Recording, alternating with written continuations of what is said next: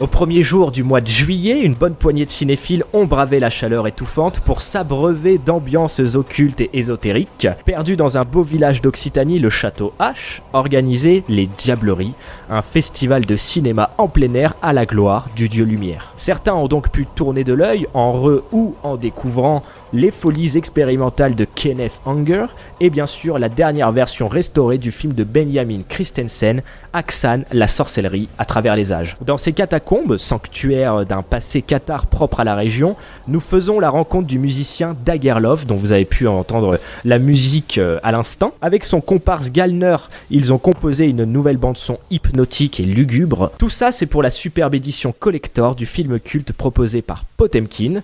Vous retrouverez également à la fin de cette vidéo la performance alchimique de Elena Patricio. C'était pour l'inauguration des catacombes du Château H, la salle en plein air où fut projeté Haxan.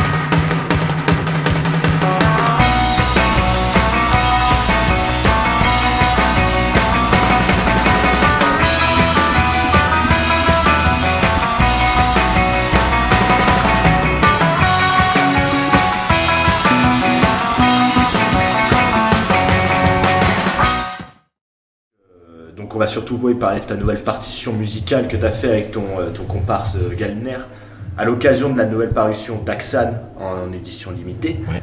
Et du coup je voulais savoir, est-ce que c'était Haxan déjà un film que tu connaissais bien ou est-ce que tu l'as découvert Alors c'est un film que je connaissais, mais que j'avais vu par le passé dans une copie qui était pas terrible. Et c'est vrai qu'il a quand même ce statut un peu culte. Alors c'est vrai que j'ai une passion pour le club d'amis où on est vraiment branché film d'horreur, on se fait toujours les petites soirées à l'ancienne, pizza film d'horreur, truc entre copains. Et c'est vrai que bon, tu vois, on est quand même des nerds à toujours aller choper des rêves, des films, quand t'es nerd, tu vas chercher et Haxan, ça reste quand même une pierre angulaire pour tout, puis surtout depuis là quelques temps, quand il y a quand même ce retour sur le cinéma, le folk horror, le paganisme, tous ces trucs là. Il faut voir Haxan. Donc c'est ce soir déjà quelques petits privilégiés et surtout une magnifique édition de Potemkin. L'image a vraiment, c'est une espèce de remaster 4K pris en ampleur, la beauté des couleurs. Déjà, tu vois, couleurs, c'est un bien grand mot, mais c'est vraiment entre l'image, ça décuple la magie de la chose. Je me rends pas compte à quel point le film est connu, mais je pense que quand t'es un peu initié, tu sais qu'il existe. Alors après, effectivement, mettre la main dessus à un moment donné, je sais pas par quel biais, c'était pas forcément évident. Et là, du coup, comme la copie est fabuleuse, alors je peux te dire que maintenant, par contre, je le connais vraiment par cœur. C'est vrai, bah oui. Ah bah quand tu bosses, enfin on va peut-être en parler par la suite, mais quand tu bosses dessus... On peut en parler tout de suite, parce que du coup ça a dû être combien d'heures de visionnage à ton avis là?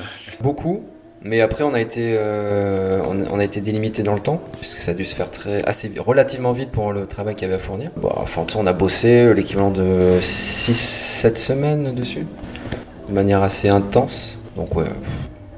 On le connaît vraiment sur le bout des doigts. Le fait ça a été un avantage d'avoir cette deadline de la part de Potemkin, parce que sinon après tu t'embarques dans un truc où si c'est vous rendez quand vous voulez, tu n'en sors jamais quoi. Oui, c'est clair. Et d'ailleurs, moi la question, parce qu'il y a eu plusieurs versions, comme tu l'as dit, du film. Ouais. Et donc je crois qu'il y a eu Hardzoid qui en a fait une, Martin Bay, peut-être que je prononce mal les noms, il y a aussi Jean-Luc Ponty. Alors Jean-Luc Ponty, une version de 75 je crois, ou 85, je sais plus, une des deux. Il y a eu, de toute façon il y a eu plein de versions. Puis tu sais, ce cinéma muet, ça se fait souvent, les gens se l'approprient souvent, il y a des... On voit avec le ciné-concert. Ouais, tout le monde s'approprie le truc, fait ses propres BO, tu vois.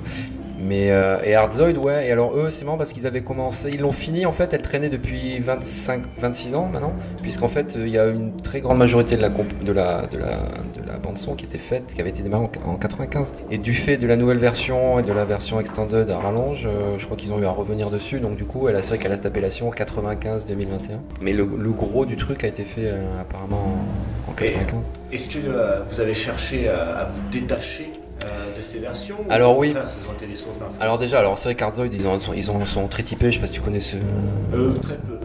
C'est un groupe qui existe depuis assez longtemps, ce qu'on appelle le rock in opposition. C'est une forme de rock progressif, mais quand même beaucoup plus particulière, moins bling bling dans le rock progressif, quoi. Ça fait appel à d'autres musiques, c'est quand même. Bon, bref. Et voilà, elle est très particulière. La version de Matidai était à sa manière. J'ai jamais trouvé qu'elle collait au propos. Souvent, voilà, il y a un côté flottant où les gens suivent. Enfin, voilà, je vais pas juger les autres, mais nous on a voulu se démarquer. En fait, on a voulu faire la BO premier degré, qui finalement n'existait pas en fait. Le truc vraiment, ça y va, c'est luciférien. On a travaillé le son de manière sale, caverneux. On a voulu faire un truc un peu, et surtout très intense en fait.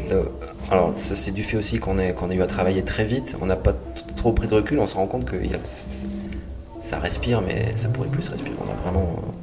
On voulait coller un peu pour qu'il rentre dedans, on voulait un peu coller le spectateur au siège, mais donc ouais, on voulait faire cette BO premier degré qui n'existait pas vraiment, et puis voilà, que c'était cette espèce à la fois de modernité et d'intemporalité dans le son, parce qu'on a vraiment mélangé des sons synthétiques et vraiment après des sons d'orchestre et de chœur. On a essayé de faire un truc vraiment qui met de mal. Des fois on se disait, on regardait le truc en faisant tourner dans le studio, ça nous mettait un peu mal à l'aise et on sentait que c'était vraiment on réussissait notre mission, quoi. Et justement, tu vois, comme tu l'as dit, Aksan, on parle de modernité, mais aussi de caractère intemporel. Du coup, moi, j'aimerais qu'on parle du caractère insaisissable d'Aksan, sachant que tu l'as plus vu et revu. Et du coup, comment est-ce que vous avez essayé de faire ressortir l'énigme qui se cache un peu au fond du sein de Aksan? Comment faire ressortir, comment en fait on peut amplifier cette magie indicible? Alors là, ça ramène à l'approche du musicien dans ce cas-là, et je veux pas démystifier le truc, mais elle est beaucoup plus naturelle que ce qu'on pourrait croire. Je pense qu'on surintellectualise pas forcément trop le truc. En fait, on regarde le film, on le prend, on le ressent, et on voit où ça nous emmène.